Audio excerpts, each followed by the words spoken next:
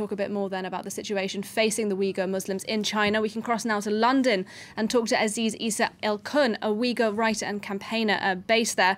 Good afternoon to you, and thank you for joining us on the programme. The situation then of hundreds of thousands of people living in these camps in Xinjiang is little understood. Tell us, first of all, what you know to be happening to the people who are forced to live there.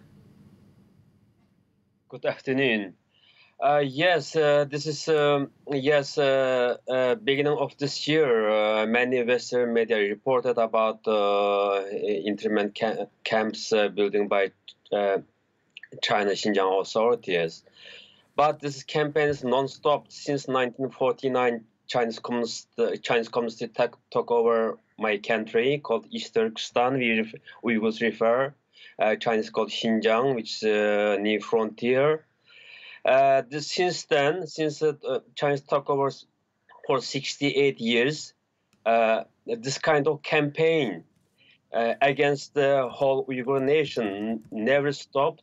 But this time, in the eyes of the international community, in the 21st century, China really actually committing crimes against humanity.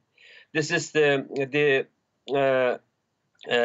forced assimilation of the Uyghurs, banning the Uyghur language, arresting all academics, intellectuals. It's outnumbered, and now it's China now denying this. A few weeks ago, now China openly saying we are legalizing this in the name the so-called re-education or technical training. But actually, the actual number of Uyghurs which kept in Chinese detention or internment camps or concentration camps outnumbered. There's at least several million Uyghurs now kept there, and now we are receiving more news. The Uyghur detainees now moved to eastern province of China, like Heilongjiang and Gansu, and so there's countless Uyghur young children separated forcefully by the authorities, also transferred to in China, forced them to educate in Chinese language. And there's also lots of information coming out now. China declared war about Uyghurs' halal diet. So there's a lot of odd and illegal actions and crimes China's committing in the last 2-3 years. Yeah, there's a new US congressional report which talks about possible crimes against humanity here.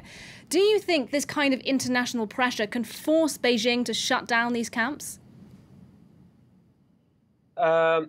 Yes, it will play a very important role about the international community's response, especially U.S. government and the governmental factors like the European last few weeks ago, I think 2 weeks ago, European Parliament also issued urging Chinese government to close down the camps. So yes, of course, especially the Western big democrats like European Union, US, Canada. Of course, it will play important role to pressure on China.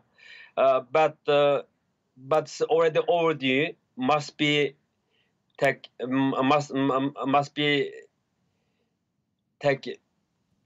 immediate action. All right, unfortunately, we are going to have to leave it there. But Aziz El-Kun, a Uyghur campaigner in London, thank you very much for your time here on France 24 today.